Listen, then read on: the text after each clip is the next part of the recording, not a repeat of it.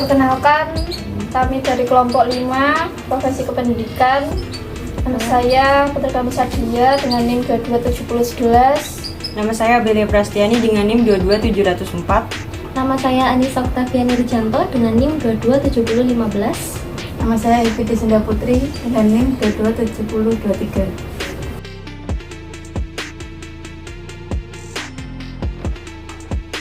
Assalamualaikum warahmatullahi wabarakatuh. Kami dari kelompok 5 akan melaksanakan tugas wawancara kepada Ibu Guru pensiunan SMA Negeri 1 Kertosono dengan Ibu Siapa? Bu Ani. Ya. Terima kasih anak-anak sudah datang ke tempat Bu Ani ini. Ya. Kalau boleh tadi sudah perkenalan ya, walaupun sebentar. Saya pengen tahu ini kelompok dari mana Mbak ini? Kami dari Universitas PGRI Jombang. Kebetulan kita ada tugas dari mata kuliah profesi kependidikan untuk mewawancarai seorang alumni guru. Mantan guru. Ya. Jadi guru yang sudah tua loh Mbak. Iya, pensiunan loh Mbak. Iya. Mau kita bertanya apa toh? Banyak yang sudah lupa loh Mbak. Kita hanya menanyakan beberapa pertanyaan saja kepada Bu Ani. Ya. Iya. Seingatnya loh ya. Iya.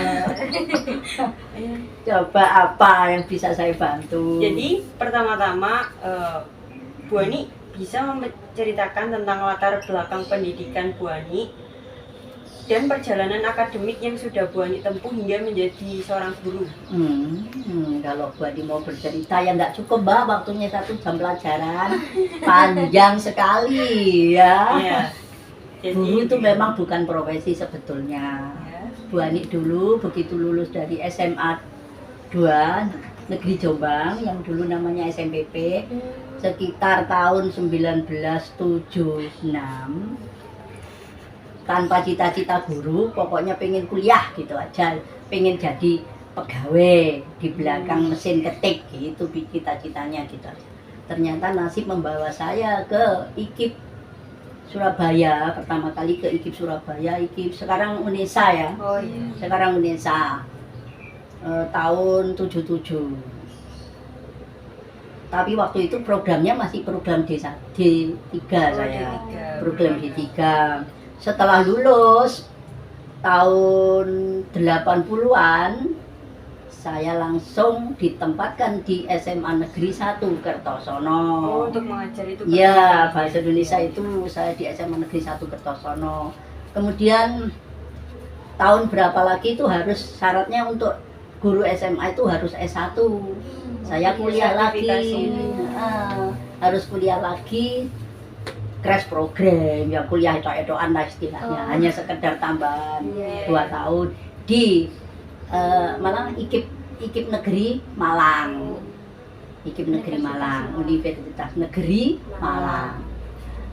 Itu setelah itu 85 itu saya langsung mengajar sampai pensiun. Pensiun tahun berapa Bu? Pensiun baru saja 4 tahun yang lalu. 4 tahun yang lalu. 2018 2019.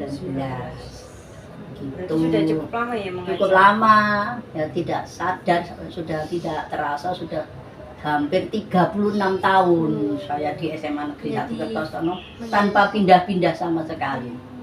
Mancep di situ. Oh, begitu. Ya guru bahasa Indonesia di situ. Iya, istilahnya dari berbagai kurikulum, entah sampai kurikulum apa itu. Kepala sekolah pensiun itu saya sudah mengalami 10 pergantian kepala sekolah. Banyak sekali tuh. 10 kepala sekolah yang saya alami. Itu Mbak. Terus selama 36 tahun mengajar, apa saja metode pengajaran yang Bu Ani terapkan dalam proses mengajar? Berselang dari pergantian kurikulum, gitu ya. menyesuaikan. Gini Mbak, kalau mau saya jawab metode itu namanya sudah secara teoritis sudah lupa ya metode apa itu namanya. Tapi sekedar saya ingat ya yang paling cocok ya saya waktu itu pertama awal-awal ya ceramah gitu kan. Ceramah dulu kan tidak seperti sekarang ada HP, ada laptop dan sebagainya. Dulu enggak ada, anak-anak hanya membawa buku, guru yang aktif di depan, bedabrus gitu, anak-anak domblong gitu. Kalau mau nulis silakan nulis, kalau nggak mau ya bedabrus sendiri. Lah, tapi saya ya heran dengan metode seperti itu lah anak-anak kok pinter-pinter. Iya. Mungkin anak-anak ya fokus kepada guru juga Iya, bisa. Fokus pada guru dan karakter anak waktu itu tahun 8, saya datang kan tahun 80-an ya Mbak. Anaknya lain dengan anak sekarang. Bahkan saya waktu itu datang di SMA 1 Kertosono, namanya sudah ganti kan. Itu saya dianggap guru yang paling apa ya namanya? Istilahnya sekarang favorit gitu. Istilah. Boleh dikatakan begitu. Karena saya dianggap guru yang langka, Mbak. Kenapa? Satu, nama saya sebetulnya Tri Murniati SPD, ya kan? Karena melihat fisik saya yang kecil, mungil mentil, maka saya waktu itu dipanggil Bu Ani Meleni gitu, kepala sekolah saya. seperti itu. Panggilan saya di rumah kan Ani, ada yang manggil Nini, ada yang manggil Nuni, pokoknya ada Ni-nya karena saya kecil. Justru fisik saya yang seperti ini menjadi apa ya? Icon di SMA Kertosono itu. Pokoknya Bu Ani yang kecil, mentil, mungil, ceriwis, wincah, cerewet dan sebagainya. Dan saya yang paling dikenal anak-anak itu paling dekat dengan karena usia saya pada waktu itu dengan anak-anak paling-paling kan hanya jarak 4 tahun toh Mbak, dengan anak kelas 3 misalnya. Jadi kan saya seperti kakak di situ. Jadi begitu dekat akrab saya dengan anak-anak itu seperti adik istilahnya. Jadi rumah saya tuh kalau hari raya tidak pernah sepi anak datang. Puluhan anak mesti datang berkunjung alal bihalal. Dengan anak saya tuh fair sekali, bahkan sampai pacaran pun bercerita. Nah, gara-gara itulah akhirnya guru-guru di bawah-bawah saya tuh mungkin mengamati loh, enak ya, jadi guru seperti Bu Ani, santai ya. Saya paling terkenal tuh santai dan seneng guyon Mbak. Apa tahu pelajaran saya cuma bahasa Indonesia, mau dibuat tegang itu ngapain? Bahasa Indonesia. Ada Bu Ani, enggak ada Bu Ani, kelasnya ramai katanya gitu ikonnya. Ada Bu Ani tambah ramai katanya. Itu ciri saya. Kalau ngajar dekat saya guru-guru terutama guru fisika, halah terganggu gitu. Dong. Kalau temboknya itu dong. Wah, biar cilik rame aja. Berarti kelasnya selalu asik gitu ya? Asik. Bahkan anak-anak itu punya prinsip Bu Ani itu sebaiknya diletakkan jamnya yang jam terakhir aja Bu. Biar nggak ngantuk gitu ya. Ya katanya, wah Bu Ani jam terakhir jangan pertama Bu. Lah Bu, kalau jam terakhir kan hiburan lepas senja kan, gitu udah gelap kan. Gitu Mbak. Saya berprinsip dengan mengajar ini anak-anak senang. Dengan senang, nah pelajaran itu bisa masuk gitu. Jadi metode apa saja Metode yang saya diterapkan? ya metode istilahnya Bisa metode masuk gitu bercerita ya? karena bahasa Indonesia ya. Iya. Saya banyak bercerita, saya banyak tanya jawab istilahnya. Ya, jadi apa iya. ini? Saling ya Interaksi gitu, interaksi dengan ya. interaksinya. Saya tanya, anak kamu kenapa gini? Wah ini ya anak-anak juga sering. Saya enggak ada rahasia istilahnya. Sampai anak kucing saya berapa tahu semua anak-anak. Keadaan rumah itu semua tahu, karena tahu ingin ke rumah saya membuktikan benar kucingnya banyak. Gitu. Jadi waktu itu metodenya ya metode pokoknya saya tuh bisa membuat anak-anak aktif, nyaman, kreatif, dan karena kedekatan kita dengan anak-anak itu mereka tuh manut istilahnya. Diberi tugas apa saja. Wah, saya dulu kalau memberi tugas Mbak bahasa Indonesia membuat clipping itu baik sampai seperti manut. Wawancara manut, seneng jadi ini guru-guru itu. Saya mengenal kerasan Mbak, sampai 36 tahun saya tidak pindah-pindah dari Kertosono. Soalnya Kertosono juga daerah yang lain Mbak. Kertosono itu kota nggak kota, desa nggak desa, mogol. Jadi kalau saya marah gitu mesti panjenengan itu orang desa nggak desa, kutha nggak kutha, mogol. Gitu loh, pinter nggak pinter, bodoh nggak bodoh. Katanya kalau anak kalau pinter kan kutha, SMA 2 kan gitu. Sana enggak ya? SMA 2-nya Nganjuk. Kertosono kan wilayah bawahnya, Kamdanan gitu. Itu aja Mbak. Nah, dalam Bu Ani selama mengajar 36 tahun itu kan di anak-anak kan meminta Bu Ani untuk mengajar di jam-jam terakhir. Nah, apa saja kendala yang Bu Ani alami gitu? Kalau anak-anak di jam terakhir mungkin sudah lelah, mengantuk. Ngantuk. Gitu. Lah iya, kendalanya ya memang itu anak-anak sudah kesel ya, Iya. sudah banyak yang ngantuk. Lah ini risiko. Kenapa saya kok senang di jam terakhir? Risiko saya harus membuat mereka nggak ngantuk. Gitu. Ya banyak berguru. Contoh-contohnya itu yang mengenai mereka. Kadang-kadang lucunya ini. Saya kan suka nonton sinetron. Oh iya. Sinetron telenovela. Cassandra, Maria Mercedes, sampai yang terakhir itu Joda Jalal itu. Oh iya. Itu apa itu? Joda Akbar. Joda Akbar itu. Saya kan nonton itu terus. Anak-anak itu apa istilah bahasa Indonesia? Jagakno itu apa enggak? Jagakno saya cerita. Oh, menunggu ibu Menunggu. cerita, Jadi gitu. sebelum saya ngajar, anak-anak itu punya, Bu jangan ngajar dulu Bu. Gimana Bu kemarin itu gimana Joda? Gimana Bu Joda Bu? Wah ini tak cerita nih. Oh. Saya cerita dulu, berapa menit saya cerita dulu. Wes, besok dilihat lagi. Bu kok tahu tuh Bu? Loh, saya punya kasetnya. Oh. Saya beli sampean. Istilahnya pemanasan sebelum mulai pelajaran. Gitu. Nah, kadang-kadang waktu ngajar itu, waktu itu film apa ya? Itu jam 9 kan ada film itu. Cassandra atau apa? Ada. Saya sudah gelisah. Ada apa Bu? Bu, filmnya main Bu. Bu, filmnya main. Iya. Terus sih. Terus nambah sih. Ayo, saya lari ke kantor guru dulu. Kurang-kurang depan nih kan oke nih. Arek-arek ini nggarap. Bu tak ceritani. Kan nggarap apa ya? Bu tak ceritani. Habis itu saya kembali. Gimana Bu? Gimana Bu? Tapi tugasnya sudah di. Oh ya jelas, saya Oh, sudah mesti- dikejar. anak-anak manut Mbak, tidak seperti sekarang. Oh iya. Gini loh, saya tuh kadang-kadang tidak bisa menerima kalau ada anak-anak, ada orang guru atau siapa mengatakan, alah guru, muridnya DI guru padahal kayak biji api. Enggak, tidak. Justru anak-anak dekat dengan kita, itu anak-anak punya rasa sungkan kalau Oh, iya. nilainya Iya. jelek. Iya. Jadi Dia- tahu batasan gitu. Tahu Iya. batasan dia, walaupun dia ngalem dengan saya, dekat dengan saya, dia tuh nggak terus enaknya, enggak. Justru dia itu pengen menunjukkan bahwa dia itu Pinter, bisa. tugasnya lebih diapi. Kalau temannya ini, wah aku ya udah Bu saya belum, Bu saya belum. Bukannya belum itu malas, tapi akan diperbaiki semakin baik. Nah itu anak-anak zaman dulu. Iya, iya. Mudah anak-anak sekarang mungkin begitu juga. Kalau gurunya juga begitu. Iya. Iya. Tergantung gurunya juga.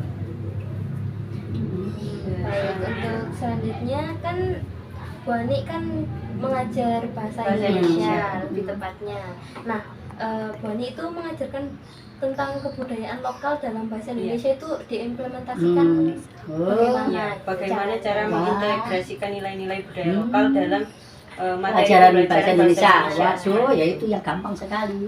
Justru itu dekat sekali kaitannya. Oh. Betul. Bukankah Seperti dalam pelajaran contohnya? bahasa Indonesia itu ada pelajaran kesusastraan, Oh, ada sastra lama, ada sastra baru. Misalnya untuk semester 1 biasanya sastra lama, kita mengenalkan dongeng-dongeng, antara lain misalnya legenda, mitos, dan sebagainya. Anak-anak diberi saja tugas, coba cari cerita legenda daerahmu masing-masing. Oh. Gitu. Lah, kalau waktu itu ada yang dari Jombang, anak-anak dari Jombang, rumahnya mana Perak, tapi dia mengatakan Jombang. Hei, kamu dari mana Mas? Jombang Bu. Golek ono. Asal usul kota Jombang. Loh, anak-anak berusaha betul Mbak. Waktu itu dia tanya, Bu, saya tanya di Ludruk Bu. Ada perkumpulan Oh, iya, Ludruk gitu iya. loh, kan sering menayangkan Ludruk ketoprak. Tanya di situ.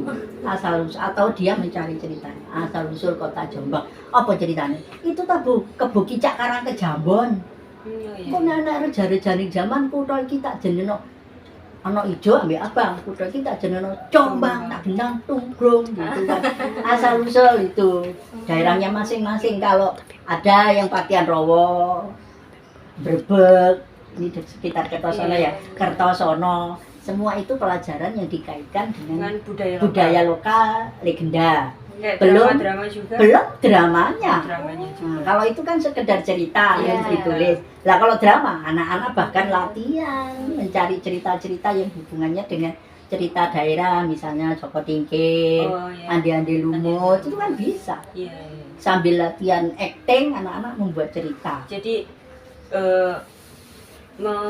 apa ya? Mengekspor kreativitas terus sama pengetahuan juga. Iya, gitu. betul. Bahkan ini acting kan juga Melatih. memvisualisasikan apa sih, gerak-gerik manusia sih, Iya. mulai depan, atas sampai Sampai bawah. bawah. Ini juga latihan menjadi bintang film, teman sebetulnya.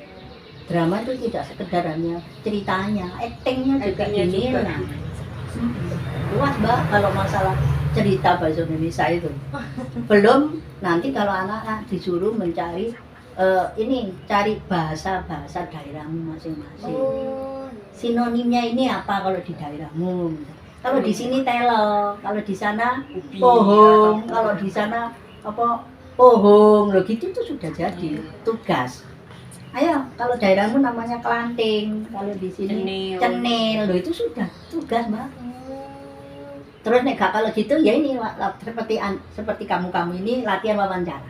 Wawancara ini juga masuk pelajaran bahasa Indonesia loh. Iya. Nah, anak-anak saya beri tugas ini dalam rangka nih dalam sebagai guru bahasa Indonesia saya mempunyai tugas sampingan guru ekstrakurikuler pengasuh majalah sekolah. Aja. Wih. Majalah sekolah saya namanya Genesis. Genesis.